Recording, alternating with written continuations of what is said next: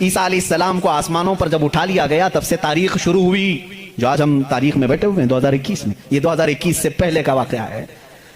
اب تاریخ وہاں سے شروع ہوئی، ٹھیک 570 سال گزر چکے تھے، عیسیٰ علیہ السلام کو آسمانوں پر اٹھا لیا گیا، جھگڑے چلتے رہے عیسائیوں کے اور یہودیوں کے، یہ ان کو قتل کرتے تھے، وہ ان کو قتل کرتے تھے، کئی بار بیت المقدس کو لوٹا گیا، کبھی عیسائی وہاں پر قابض ہوتے تھے، کبھی یہودی قابض ہوتے تھے، کیونکہ عیسائیوں کے لیے بھی مقدس تھا، یہودیوں کے لیے بھی مقدس تھا، لڑائیاں چلتی رہتی تھی، وہ عیسیٰ علیہ السلام کو گالیاں دیتے تھے اور ان کو کہتے تھے کہ وہ فلاں سے پیدا ہوا، فلاں سے پیدا ہوا، بی بی مریم کو زنا کی تہمت لگاتے تھے۔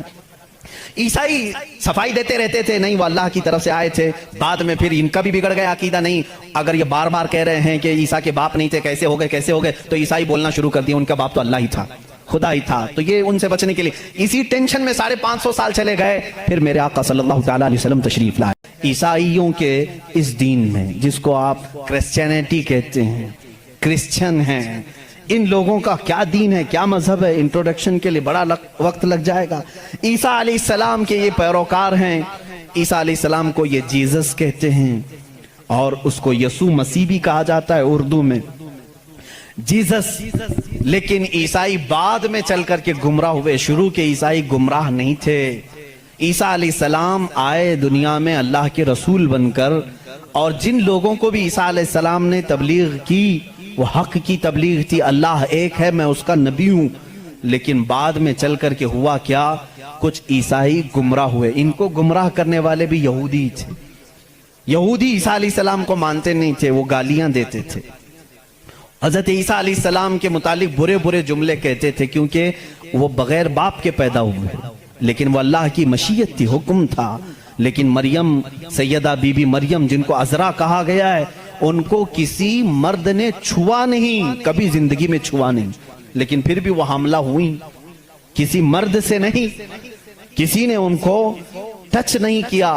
اللہ رب العزت نے جبرائیل علیہ السلام کو صرف حکم دیا، پھونک مارو، جبرائیل علیہ السلام نے پھونک دیا اور وہ حاملہ ہوئی۔ اسی لیے عیسیٰ علیہ السلام کو روح اللہ کہا جاتا ہے، روح اللہ کہا جاتا ہے، وہ اللہ کی نشانی ہے۔ لیکن بعد کے عیسائی گمراہ ہوئے، یہ کیا کہنے لگے، نہیں ان میں آ کر کے بھی انہوں نے ہی شرپسندی پھیلائی ہے، یہودیوں نے، کہ نہیں عیسیٰ جو ہے وہ در حقیقت خدا کا بیٹا ہے، مریم خدا کی بیوی ہیں اور عیسیٰ بیٹے ہیں۔ اس لیے کچھ لوگ ٹرائنیٹی کے قائل ہو گئے، تثلیث جس کو کہتے ہیں، تین خداؤں کو ماننا، یہ عیسائیوں کے دین میں آ گیا، یہ تین خدا ماننے لگ گئے، ایک اللہ کو بھی مانتے ہیں، دوسرے روح مقدس کو بعض لوگ، اور بعض لوگ بی بی مریم کو خدا کہتے ہیں، تیسرے حضرت عیسیٰ علیہ السلام جیزس گاڈ کہتے ہیں، مریم کو میری کہتے ہیں، میری بھی گاڈ ہے، اور اللہ رب العزت کو یہ فادر کہتے ہیں، گاڈ فادر کہتے ہیں۔ بہت سارے مسلمان یہ جملہ یوز کرتے ہیں، وہ ہمارے گاڈ فادر ہیں، فلاں گاڈ فادر ہے، ہرگز نہ استعمال کریں۔ اللہ کو باپ کہنا اسلام میں جائز ہی نہیں، لم یلد ولم یولد، نہ اس سے کوئی پیدا ہوا نہ وہ کسی سے پیدا ہوا، ہمارا عقیدہ یہ۔ لیکن عیسائی بعد میں گمراہ ہوئے اور وہ تین خداؤں کا عقیدہ رکھنے لگ گئے۔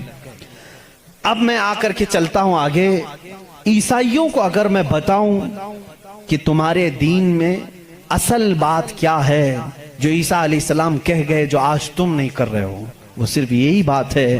عیسیٰ علیہ السلام اپنے حواریین سے کہتے ہیں، میں تمہیں ایک ضروری بات سناتا ہوں جس کو سننا ضروری ہے، اس کا حوالہ بھی میں دے دوں، یہ کہاں ہے، یہ بات کہاں ہے، کیونکہ میری باتوں کا ہو سکتا ہے ری ویریفیکیشن ہو، کراس ویریفیکیشن ہو، اور معلومات کرنے کے لیے میں آپ کو حوالہ دیتا ہوں، ریفرنس دیتا ہوں۔ عیسائیوں کی جو مقدس کتاب ہے اس کو نیو ٹیسٹمنٹ کہتے ہیں، بائبل بھی کہتے ہیں۔ اولڈ ٹیسٹمنٹ جو تورات ہے، نیو ٹیسٹمنٹ جو بائبل ہے، آپ سب کو یہ نالج ہونی چاہیے، معلومات ہو۔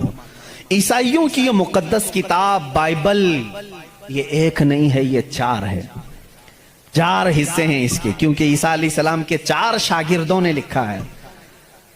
بائبل کے 4 نسخے آج بھی مارکیٹ میں ہیں، بائبل متی کی جس کو میتھیو کہتے ہیں انگلش میں، بائبل لوکا کی جس کو لوکیو کہتے ہیں، بائبل مرقس کی جو عربی میں کہہ رہا ہوں اس کو مارکیوس کہتے ہیں، اور یوحنا کی جس کو جان کہتے ہیں، جیسے جان جوزف کہتے ہیں، جان ابراہیم کو ابراہم کہتے ہیں. یہ تمام وہی الفاظ ہیں جن کو انگلش میں تبدیل کر دیا گیا ہے. بات بہت سوکھی تو نہیں ہو رہی ہوں آپ کے لیے؟ یہ نالج کی ضرورت ہے. میں علم کے لیے یہ بات ضرور آج کرنا چاہتا ہوں. محمد ہمارے بڑی شان والے ہیں. میرے آقا صلی اللہ تعالیٰ علیہ وسلم کا تذکرہ آخر اللہ تعالیٰ پرانی کتابوں میں کیسے نہیں کرے گا؟ وہی اول ہیں، وہی آخر ہیں. تو اول ہمیشہ سے اس کا وجود دنیا میں رہے گا ہی رہے گا. تو بائبل کے یہ جو 4 نسخے ہیں، اب ان چاروں نسخوں میں سے میں سب کی بات نہیں کروں گا. جو بائبل یوحنا کی ہے، جس کو جان کہتے ہیں، جان جو بائبل ہے، اس کے اندر یہ تحریر ہے، یہ آیت ہے جس میں عیسیٰ علیہ السلام کہہ رہے ہیں، اے میرے حواریوں، اے میرے چاہنے والوں، میں تمہیں ایک وصیت کر کے جا رہا ہوں. وہ کرنا مجھے تمہارے لیے ضروری ہے کہ میرے بعد ایک رسول آئے گا جو تمہاری مدد کرے گا. لوگ مجھ پر الزام لگائیں گے، وہ میری پاکی بیان کرے گا. لوگ میری ماں کو برا کہیں گے، وہ میری ماں کو طاہرہ کہے گا، پاکیزہ کہے گا. اور میرے بعد ایک نبی آئے گا، تم سب اس کے انتظار میں رہنا اور اس کے انتظار میں رہنا اور اس کے تعاون میں رہنا. لوگوں نے پوچھا ہم اس کو کیسے پہچانیں؟ اس کو کیسے پہچانیں؟ وہ کہاں سے آئے گا؟ کیسے آئے گا؟ عیسیٰ علیہ السلام نے وہ بھی ہلکا کر دیا اور کہا اس کی ایک علامت یہ ہے، جب تک میں دنیا سے جاؤں گا نہیں وہ آئے گا نہیں. جب تک میں دنیا سے جاؤں گا نہیں وہ آئے گا نہیں. پوچھا کیوں؟ کہا اس لیے کہ اس کے زمانے میں دوسرا کوئی نبی ہوگا ہی نہیں، کیونکہ وہ خاتم النبیین. اللہ اللہ، ان عیسائیوں سے قادیانیوں کو سیکھنا چاہیے. ان کا عقیدہ تو یہ تھا. عیسیٰ علیہ السلام یہ اپنے حواریین سے کہہ رہے ہیں، جان بائبل کی کتاب، اس میں یہ تحریر موجود ہے، یہ عبارت موجود ہے. اور اس میں لوگوں نے پوچھا ہم اس کو کیسے پہچانیں؟ کیا ہیں اس کی نشانیاں؟ کیا ہیں؟ تو ایک یونانی ورڈ ہے، آج بھی بائبل میں ہے، پیریکلیٹوس نام سے. انگلش میں اس کو پیریکلیٹوس کہتے ہیں. یہ لفظ آج بھی کتابوں میں موجود ہے، آج بھی ہے. اور ان ظالموں نے اس کا ترجمہ الگ الگ کیا. عیسیٰ علیہ السلام نے کہا تھا کہ وہ پیریکلیٹوس ہوگا، تم اس کو پہچانو گے. تو اس کا ترجمہ یہ لوگ کرتے ہیں وہ ایسا ہوگا ویسا ہوگا، بلکہ حقیقت میں یہ یونانی ورڈ کا ترجمہ ہوتا ہے نہایت ہی رحم دل، بلکہ ہر انسان کے لیے وہ رحمت ہوگا، ہر انسان کے لیے رحمت ہوگا. بلکہ اس کے ترجمے میں، پیریکلیٹوس کے ترجمے میں کہا گیا ہے جو جانوروں سے بھی اچھا سلوک کرے، جو کائنات کی ہر چیز سے اچھا سلوک کرے، اسے پیریکلیٹوس کہا جاتا ہے. اب اس کا مصداق قرآن کی آیت میں ہے، وَمَا أَرْسَلْنَاكَ إِلَّا رَحْمَةً لِّلْعَالَمِينَ. اس رسول ہی کو اللہ نے رحمت کہا ہے، جس کو عیسیٰ علیہ السلام کی اس بائبل میں کہا گیا پیریکلیٹوس ہوگا، وہ رحمت ہوگا. عیسائی آج بھی لوگوں کو گمراہ کر رہے ہیں، ان کے بڑے، کیونکہ اگر وہ کہہ دیں گے کہ پیریکلیٹوس رحمت والا، وہ مدینے والا ہے، تو ان کا دھندا بند ہو جائے گا. یہاں کون آئے گا پاؤں چومنے؟ سب کے سب پھر مدینے کا رخ کریں گے. اسی لیے چھپاتے ہیں، لیکن ہم بتاتے رہیں گے انشاءاللہ. عزیزان گرامی، عیسیٰ علیہ السلام کی پاکی بیان کرنے کی بات آئی. انہوں نے کیا نشانی بتائی؟ وہ رسول آئے گا، میری پاکی بولے گا، مجھ پر الزام لگائیں گے اور میری ماں کو گالیاں دیں گے تو وہ اسے طاہرہ کہے گا. آؤ میں آپ کو حضور صلی اللہ تعالیٰ علیہ وسلم کے زمانے تک پوری ہسٹری بتا دوں. 550 سال کی عیسیٰ علیہ السلام کے ساتھ ہوا کیا. جب آپ 33 سال کی عمر کے تھے، یہودی دشمنی پر آ گئے اور ایسی دشمنی کیے کہ آپ کو قتل کرنے کا منصوبہ بنا کر آپ کے گھر کے ارد گرد آ گئے، یروشلم میں، جہاں یہ آج جا کر کے اس کو اپنی کیپٹل سٹی بنا رہے ہیں. عیسیٰ علیہ السلام کو وہاں پر انہوں نے گھیر لیا. رات کے وقت عیسیٰ علیہ السلام اکیلے تھے اپنے گھر میں. اپنے شاگردوں کو جو جو تعلیم دینی تھی سب دے کر کے بھیج دیا، اور حضرت عیسیٰ علیہ السلام نے کہہ بھی دیا تھا اب میں تم سے ملاقات نہیں کروں گا، کیونکہ انہیں بھی پتا تھا کہ اب کیا ہونے والا ہے. رات کے وقت یہودی گھر کے اطراف جمع ہیں. اس کے بعد ایک یہودی کو انہوں نے بھیجا کہ جا اندر دیکھ کر کیا عیسیٰ ہے کہ نہیں ہے. وہ اندر گیا. میرے رب کی حکمت دیکھیں، اللہ تعالیٰ نے عیسیٰ علیہ السلام کو اسی وقت آسمانوں پر اٹھا لیا، اور جو اندر آیا تھا اس کو عیسیٰ علیہ السلام کی شکل دی تھی. جو ڈھونڈنے آیا تھا عیسیٰ علیہ السلام کی آدھی شکل چہرے سے لے کر یا پیٹ تک کی شکل اس کو اللہ نے دے دی.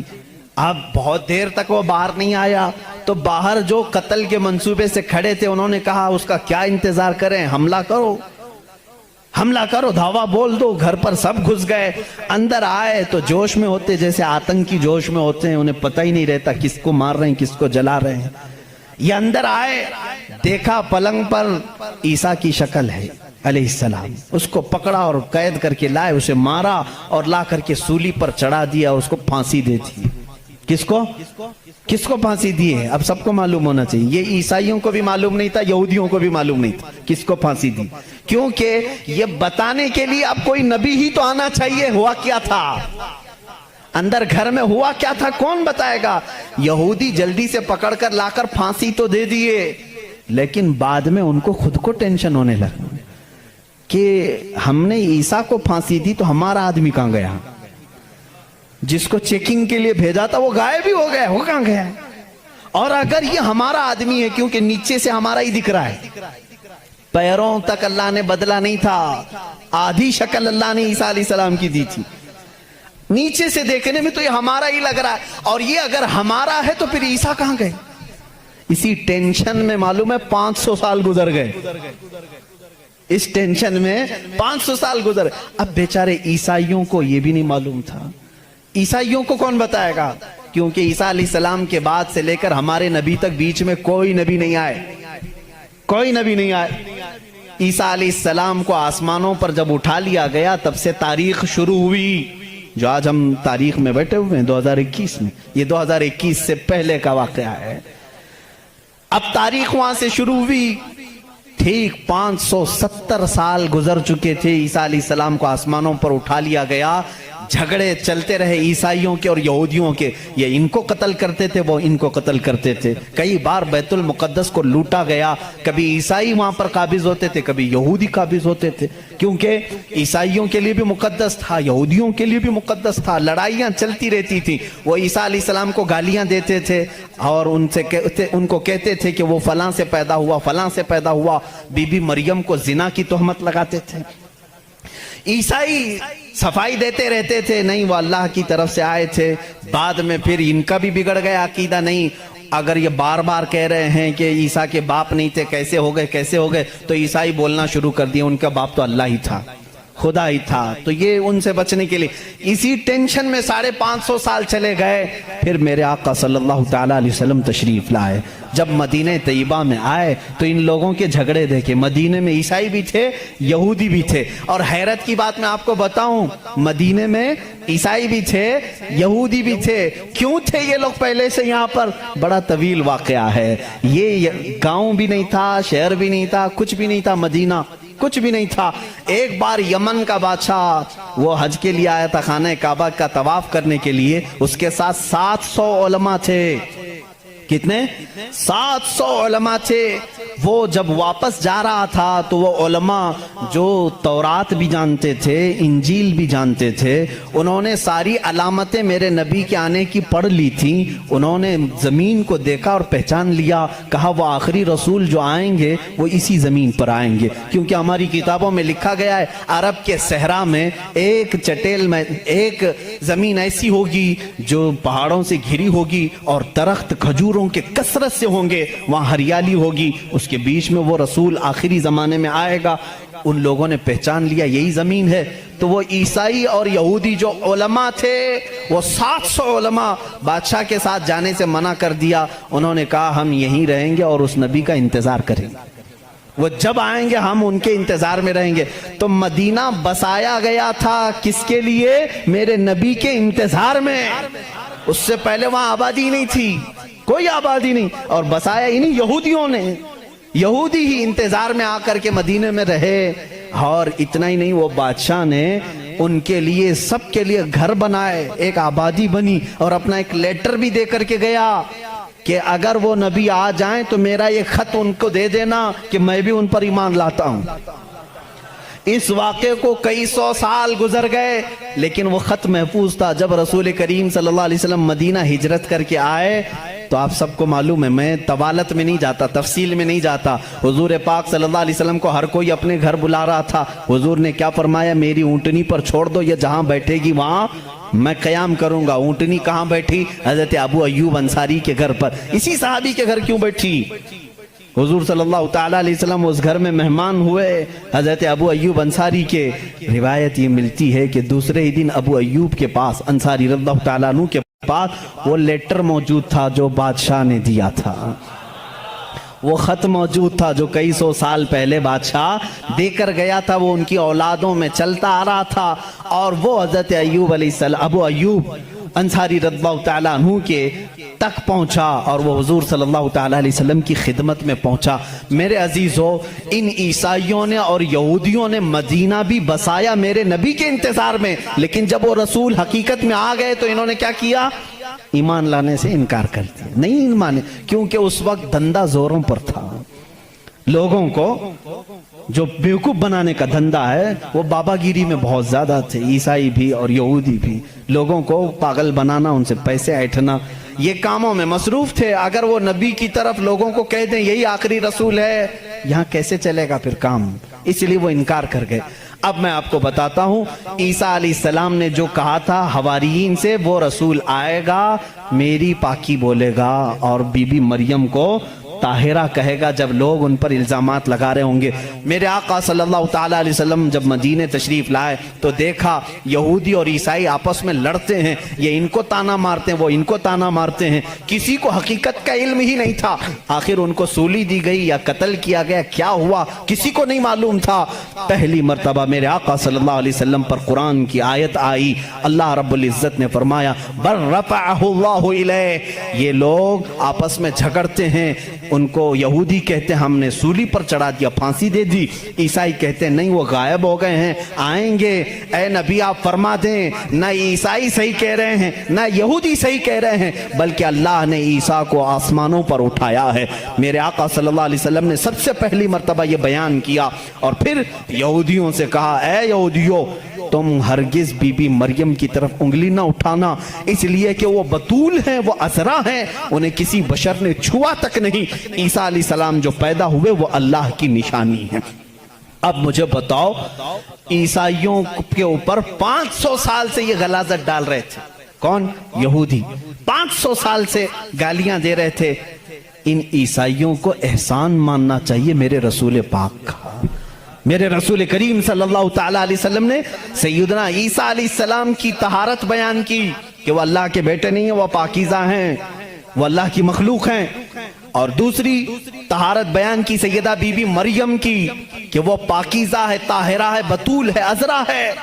اب عیسائیوں کو یہ تسلیم کرنا چاہیے کہ ہم کو یہودیوں کے ان الزامات سے اگر کسی نے بچایا ہے تو وہ محمد رسول اللہ ہے.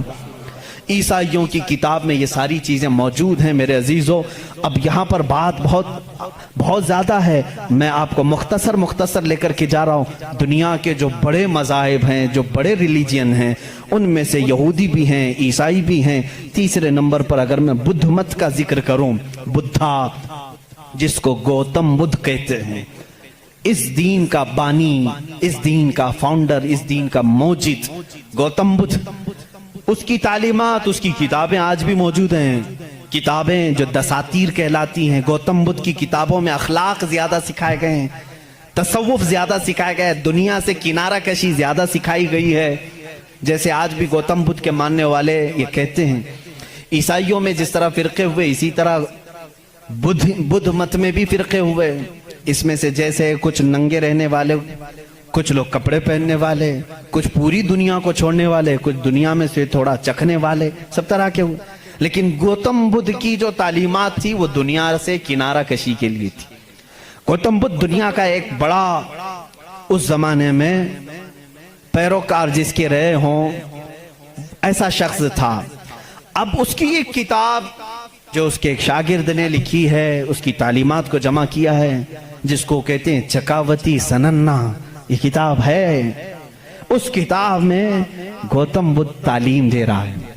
کہتا ہے کہ اے میرے چاہنے والوں، اے میرے مریدوں، اے میرے شاگردوں، سنو میں تمہیں ایک بڑی بات بتاتا ہوں. کہا میں ایک ہی بدھا نہیں ہوں، دنیا میں ایک بہت بڑا بدھا آئے گا. بدھا کہتے ہیں پاکیزہ اور مقدس آدمی کو.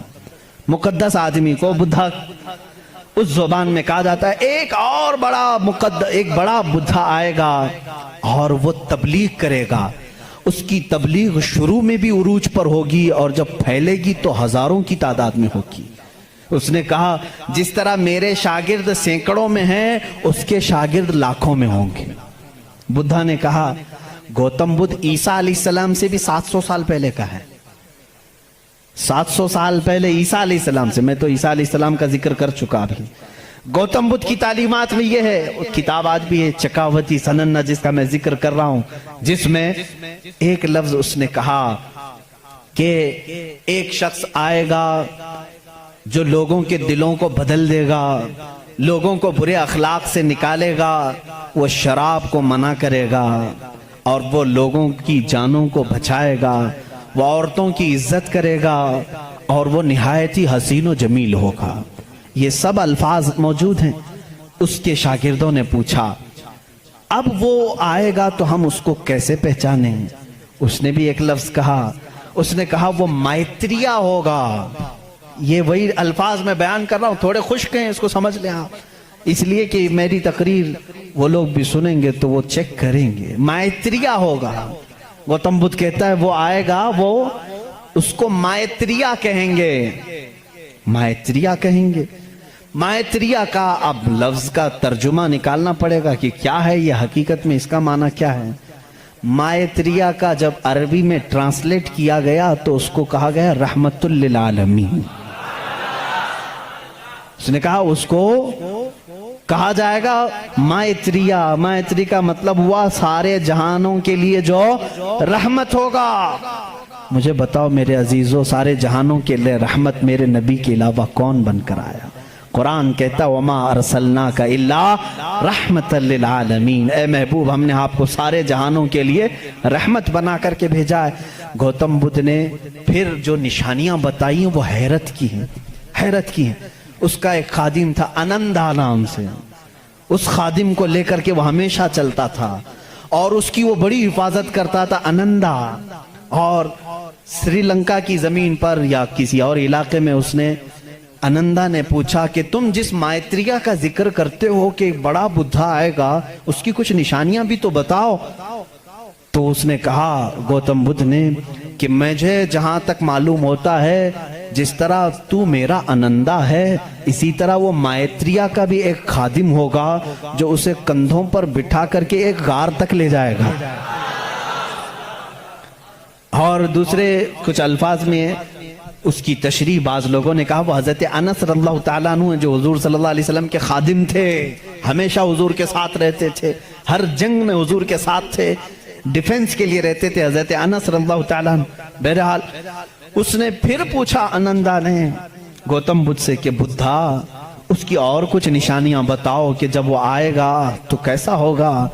تو اس نے کہا کہ وہ پیدا ہوگا تو صبح ہو رہی ہوگی, وہ پیدا ہو رہا ہوگا صبح ہو رہی ہوگی. جس سہانی گھڑی چمکا طیبہ کا چاند. میرا نبی کس وقت دنیا میں آیا ہے؟ صبح صادق کے وقت ہے, جب صبح سورج ابھی طلوع نہیں ہوتا, جو نماز فجر کا وقت ہو رہا ہوتا ہے, اسی صبح صادق میں میرے آقا کی جلوہ گری ہوئی ہے. یہ ان کی کتابوں سے. میں پہلے اب یہاں پر ایک بات اس کو واضح کر دوں, سپشٹ کر دوں اس چیز کو ان کی زبان میں, کہ ہمیں ہماری نبی کو پہچاننے کے لیے کسی دوسرے دین کی ضرورت نہیں. میں اپنے نبی کو رحمت للعالمین تسلیم کرتا ہوں. میرا قرآن کہہ رہا ہے بس مجھے کافی ہے. میں تو تم سے کہہ رہا ہوں ان لوگوں سے جس کو تم مقدس مانتے ہو, چلو ہم انہی کو اٹھا کر تمہیں بتائیں. ظاہر سی بات ہے الفضل لما شہید بہ الاعداء, عربی میں کہا جاتا ہے فضیلت تو اس کی ہے جس کی دشمن بھی گواہی دیتے ہیں. اب بدھا یہ کہتا ہے, گوتم بدھ یہ کہتا ہے کہ وہ بدھا آئے گا تو وقت صبح کا ہو رہا ہوگا. پھر کہا اس نے کہ اس کی ایک اور علامت میں تمہیں بتاؤں کہ اس کو بہت بڑی بصیرت ملے گی, بہت بڑی بصیرت, نالج اس کے پاس بہت بڑا آئے گا, اتنا بڑا آئے گا کہ وہ اس نالج سے پوری دنیا کو دیکھے گا. اتنا نالج اس کے پاس، میں اس کو بصیرت کو نالج کہہ رہا ہوں، اتنی فہم اتنی ادراک اس کو ملے گی. یہ گوتم بدھ کہہ رہا ہے اپنے خادم سے، آنندا سے، کہ اتنی نالج اس کو ملے گی کہ اس سے وہ پوری دنیا کو دیکھے گا اور اسی سے وہ پوری دنیا کے نظام کو چلانے کی بات کرے گا. لیکن اس کی علامت یہ ہوگی کہ وہ جو نالج، وہ جو بصیرت اس کو ملے گی اس بدھا کو، وہ رات کے وقت ملے گی. وہ کب ملے گی؟ رات کے وقت ملے گی. میں یہ کہتا ہوں جس بصیرت کا وہ ذکر کر رہا تھا میرے مصطفیٰ کے لیے، وہ قرآن پاک ہے، اور وہ نازل ہوا ہے. قرآن خود کہتا ہے اِنَّا أَنزَلْنَاهُ فِي لَيْلَةِ الْقَدْرِ، ہم نے قرآن کو نازل کیا ہے. کب نازل کیا ہے؟ لیلۃ القدر میں، رات کے وقت نازل کیا ہے. گوتم بدھ کہہ رہا ہے اسے ایک بصیرت ملے گی، بہت بڑی نالج ملے گی، اور وہ رات کے وقت ملے گی، اور وہ رات بہت چمکدار ہوگی. وہی تو ہمارا قرآن کہہ رہا ہے لیلۃ القدر خیر من الف شہر. اس رات کو تم کیا جانو، وہ ایک رات 1000 مہینوں سے بہتر ہے. رات کے وقت بصیرت ملی. تیسری اور ایک اس نے علامت بتائی. اس کے خادموں نے بہت پوچھا، انہوں نے پوچھا اچھا کیا، باقی بدھوں کے لیے پوچھا، اور اس نے کہا کہ اس کی ایک اور علامت تم دیکھو کہ وہ مائتریہ جو ہے، وہ جو سب سے بڑا بدھا ہوگا، وہ جب دنیا سے جا رہا ہوگا تو وہ اور بھی رات کا وقت ہوگا. دنیا سے جا رہا ہوگا وہ بھی رات کا وقت ہوگا، لیکن اس کے چلے جانے کے بعد کوئی اس جیسا بدھا قیامت باقی کبھی نہیں آئے گا، کبھی نہیں آئے گا. اور اس رات اندھیرا ہوگا. یہ سب اس نے، یہ چکاوتی سننا جو کتاب میں بتا رہا ہوں اس میں، اور کچھ دساتیر ہیں اس میں یہ باتیں بیان کی گئیں. اب میں آپ کو بتاؤں وفات رسول کے متعلق. میرے آقا صلی اللہ تعالیٰ علیہ وسلم جس وقت دنیا سے رخصت ہو رہے تھے، ماں عائشہ صدیقہ رضی اللہ تعالیٰ عنہ اس کی گواہ ہیں. وہ پیر کا دن تھا، شام ہو چکی تھی، رات کا وقت تھا، بعض روایات میں ہے. رسول کریم صلی اللہ تعالیٰ علیہ وسلم اس وقت نزع کی عالم میں تھے. حضرت عائشہ صدیقہ کے زانوں پر سر رکھ کر آرام فرما تھے، اور اچانک دروازے پر دستک ہوئی، اور حضور اکرم صلی اللہ علیہ وسلم نے فرمایا اجازت ہے اندر آ جاؤ. حضرت عائشہ نے کہا کون ہے جو اندر آ رہا ہے، اس حالت میں آپ کی تکلیف ہے ابھی؟ رسول کریم صلی اللہ علیہ وسلم نے فرمایا عائشہ یہ وہ آیا ہے جو کسی کے پاس جانے کے لیے کبھی اجازت نہیں مانگتا، وہ ملک الموت، صرف میرے پاس آنے کے لیے وہ اجازت مانگ رہا ہے، اور آج کے بعد پھر کسی کے پاس جانے کے لیے اجازت نہیں مانگے گا. میں نے اجازت دے دی. ملک الموت آئے، رسول کریم صلی اللہ تعالیٰ علیہ وسلم کی روح پاک کو نکالا، رب اعلیٰ کے پاس لے گئے. یہ حضور کی وفات کے آخری اوقات، وہ بڑے غمگین ہیں، میں پھر جذبات میں ڈوب جاؤں گا. حضور اکرم صلی اللہ تعالیٰ علیہ وسلم جب وفات پائے، حضرت عائشہ صدیقہ رضی اللہ تعالیٰ عنہ کو خبر ہی نہیں تھی اس چیز کی، وہ باتیں کرتے ہوئے مصروف تھی. حضور اکرم صلی اللہ تعالیٰ علیہ وسلم کے ساتھ باتیں کرنے میں وہ مصروف تھیں. اچانک صدیق اکبر رضی اللہ تعالیٰ عنہ حجرے میں داخل ہوئے. اندھیرا تھا، اندھیرا تھا. حضور اکرم صلی اللہ علیہ وسلم کے جسم اقدس کے پاس جیسی آئے، حضرت صدیق اکبر نے محسوس کر لیا کہ اللہ کے آخری رسول اب دنیا سے پردہ فرما چکے. آپ اپنے آنسوؤں کو ضبط نہ کر سکے.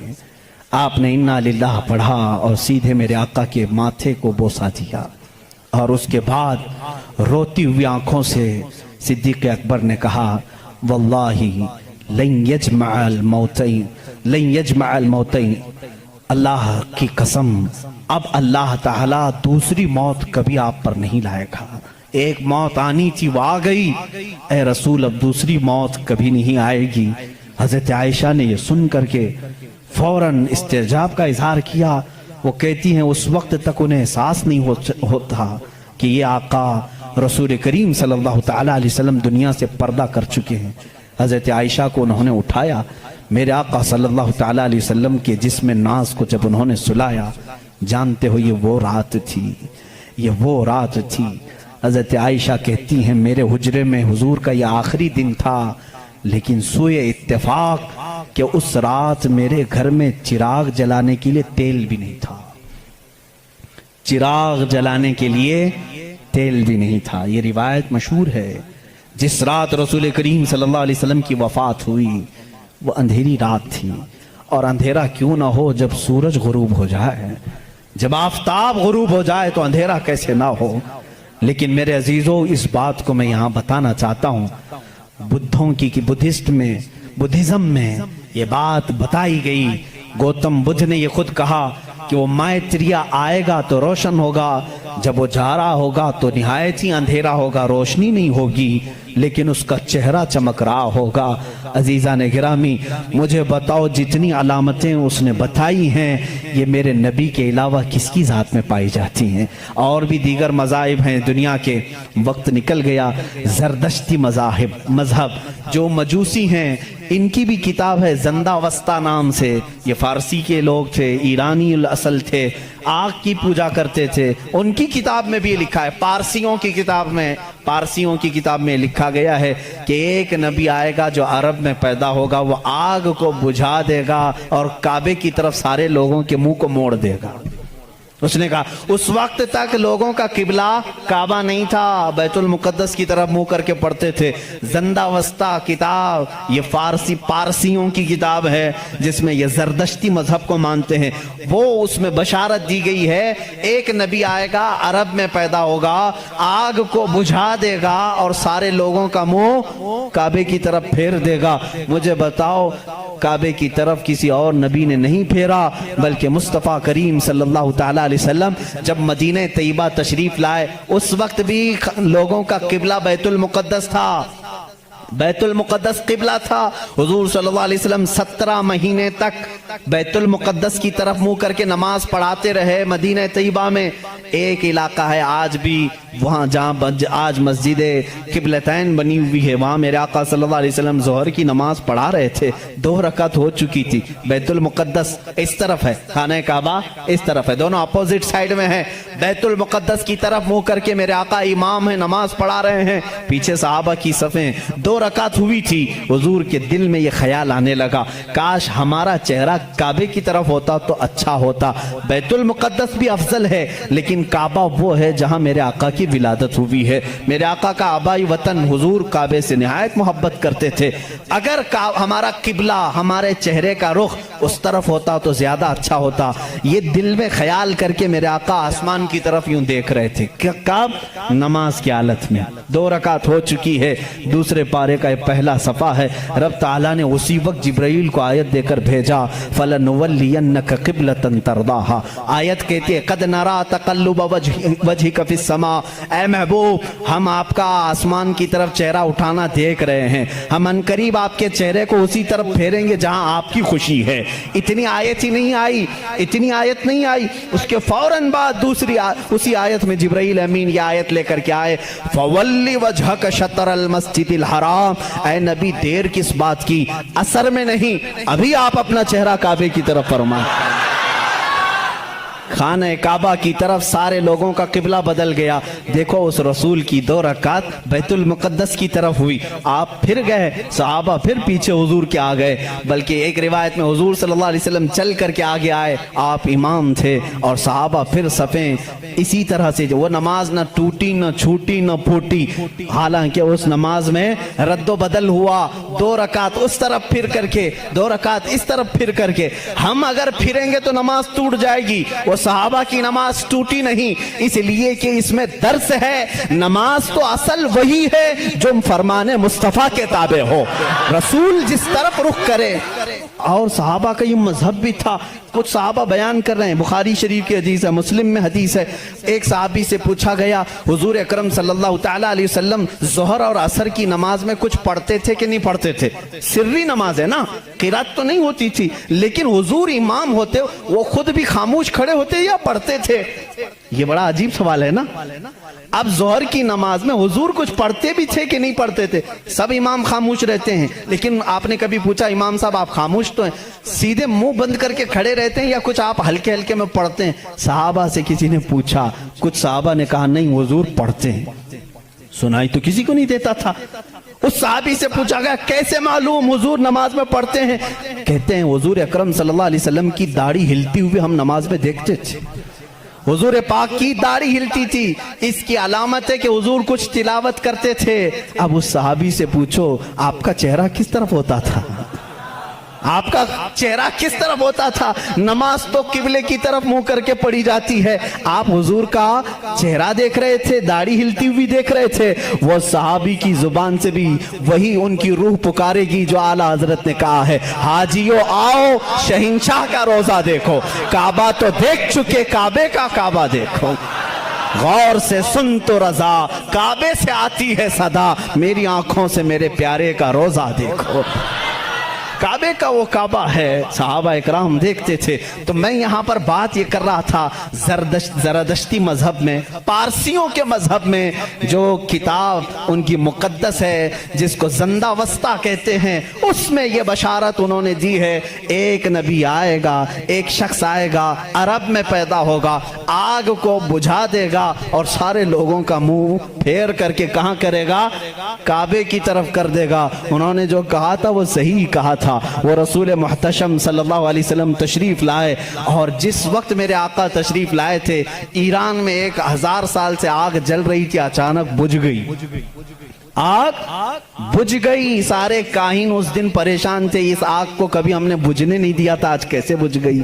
وہی دن تھا 12 ربیع الاول کا، جب کسریٰ بادشاہ کے محل میں دراڑ پڑ گئی، جس محل کے بارے میں اس کا چیلنج تھا کہ اس کو دنیا کی کوئی طاقت گرا نہیں سکتی، وہ آج بھی موجود ہے عراق کے ایک شہر مدائن میں۔ لوگ کہتے ہیں کسریٰ کا محل، ہم دیکھنے کے لیے بھی گئے ہیں کئی مرتبہ، اس میں بیچ میں سے ایک دیوار ایسی ٹوٹی ہے کہ اندر سے آدمی جا آ سکتا ہے، اتنی بڑی دراڑ ہے۔ بادشاہ اس محل میں بیٹھتا تھا، وہ ٹوٹی کیسے، پھٹی کیسے، اس نے بھی بلایا سارے نجومیوں کو، یہ کیا ہو گیا اچانک، کسی نے ہتھوڑا بھی نہیں مارا لیکن یہ ٹوٹ گئی۔ ایران میں ان سارے لوگوں نے بلایا، آگ 1000 سال سے نہیں بجھی تھی، آج کیسے بجھی؟ کسی نے پانی بھی نہیں ڈالا۔ دونوں جگہ جو نجومی جمع ہوئے تھے سبوں نے ایک ہی جواب دیا، ایرانیوں کو، پارسیوں کو یہ کہا، آگ کوئی پانی ڈال کر کے نہیں بجھایا، کوئی تو ایسا پیدا ہوا ہے جو اب آگ کے لیے خطرہ ہوگا، آگ اس کے لیے ٹھنڈی ہو جائے گی، اور وہ آگ کے پجاریوں کے لیے ایک بڑا مسیحا بن کر کے، ان کے لیے دین کا ایک مبلغ بن کر کے آئے گا، ان کو آگ کی عبادت سے نکالے گا اور وہ کسی خدا کی عبادت کے لیے لے جائے گا۔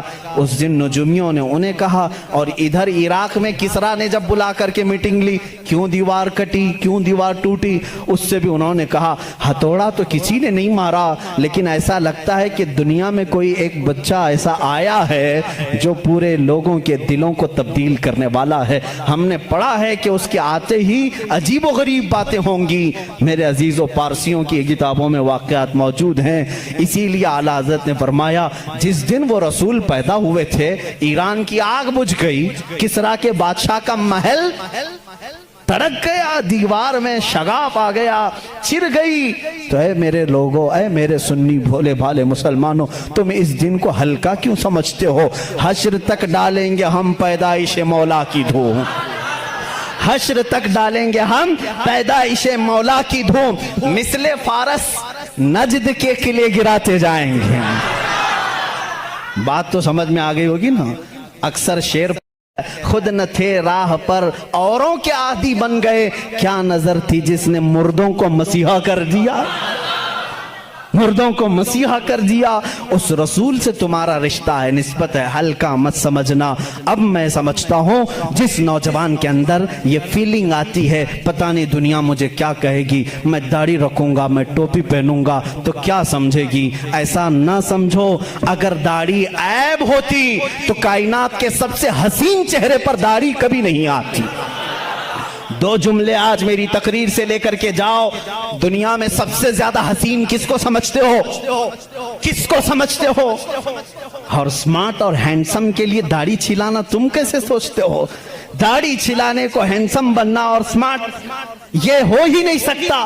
اگر یہ عیب ہوتا تو سب سے حسین چہرے پر کبھی آتی ہی نہیں، آتی ہی نہیں۔ دنیا کے سب سے حسین چہرے پر داڑھی تھی، اور دنیا کی سب سے مقدس عورت فاطمہ کے سر پر دوپٹہ تھا۔ یہ دو جملے آج میرے کافی ہیں، دو جملے میرے کافی ہیں۔ اگر سب سے زیادہ عزت والی ہونے کے لیے کوئی عورت دوپٹہ کھینچ کر کے ننگے بال گھومتی ہے تو بیوقوف ہے، اس لیے کہ کائنات کی سب سے محترم خاتون جس کے لیے قیامت میں بھی اعلان ہوگا، اے لوگوں اپنی آنکھیں نیچی کرو، فاطمہ بنت محمد جنت کی طرف جا رہی ہیں۔ اس خاتون کو جو عزت ملی ہے، اس کے سر پر جب دوپٹہ ہے تو پھر دوپٹہ کمتری کی علامت نہیں ہو سکتا۔ جس کے سر پر دوپٹہ ہے وہ عالی شان ہے، جس کے چہرے پر داڑھی ہے وہ عالی شان ہے، اس لیے کہ میرے رسول کا وہ غلام ہے۔ جب قبر میں جائے گا، کچھ ہو یا نہ ہو، شکل دیکھ کر کے تو فرشتے یہ کہیں گے صورت یہ لے کر کے آیا ہے جیسے مدینے والے کی تھی، میرے آقا صلی اللہ علیہ وسلم کی تھی۔ اب میں آخری کہتے یہاں آ گیا، ظاہر سی بات ہے آپ کی گرمی مجھے بھی ٹھنڈا نہیں کر پاتی، حالانکہ ان لوگوں نے آج کرسی پہ بٹھایا ہے، کھڑے ہونے کے بعد الگ مسئلہ ہوتا ہے۔ بہرحال اب میں حقیقت میں کر دوں، ہمارا ایک اور بھی مزاج ہم دیکھتے ہیں۔ میں کل پرسوں ہی ایک کہہ رہا تھا، آپ نے دیکھا کبھی ہم لوگ کسی کو بہت ہی عزت دیتے ہیں، جیسے دولہے کو بلاتے ہیں، صحرا اس کا ہے، کرسی اس کی ہے، جو مین محفل کا ہے اس کو، لیکن ایک اور عزت ہم نے دیکھا ہے، ایک اور عزت، مقام ہے، مرتبہ، شادی ہے تو عزت کی سمجھ میں آ گیا، آج پروگرام تھا میری عزت کی سمجھ میں آ گیا، تقریر سننا ہے، اور دوسروں کو کسی کو بلایا گل پوشی کے لیے، گھر میں میٹنگ ہے، عزت کی سمجھ میں آیا، لیکن ایک اور کی ہم عزت کرتے ہیں وہ کیوں سمجھ میں نہیں آتی۔ مر گیا، جان چلی گئی، لیکن سارے مسلمان عزت کرنے لگ جاتے ہیں۔ اپنے ہاتھوں سے نہلایا، بہت گرم پانی نہ نہلانا، ہلکا، بہت ٹھنڈا بھی نہیں، میڈیم، اچھا کپڑا جو عیدوں میں پہنتا تھا، یہ میرے مصطفیٰ کی تعلیمات ہے، وہ پہناؤ، نہایت سفید ہو، کوئی داغ نہ ہو، عطر لگاؤ، بدبو نہ آنے پائے، سرما لگاؤ، خوبصورت لگے، اسے کافور میں رکھو تاکہ کوئی اس کے اندر بو بھی نہ آ سکے، اور کھینچ کر کے نہیں لے جانا، اٹھا کر لے جانا، کندھوں پر اٹھا کر لے جانا، اور پھر سنی ہو تو پھول ڈال کر کے لے جانا، پھول ڈال کر کے لے جانا، اور آرام سے دھکے نہ دینا، اور پھر یہاں تک کہا گیا جنازے کے آگے مت چلنا، اسے سب سے آگے رکھنا، یہ اتنا احترام۔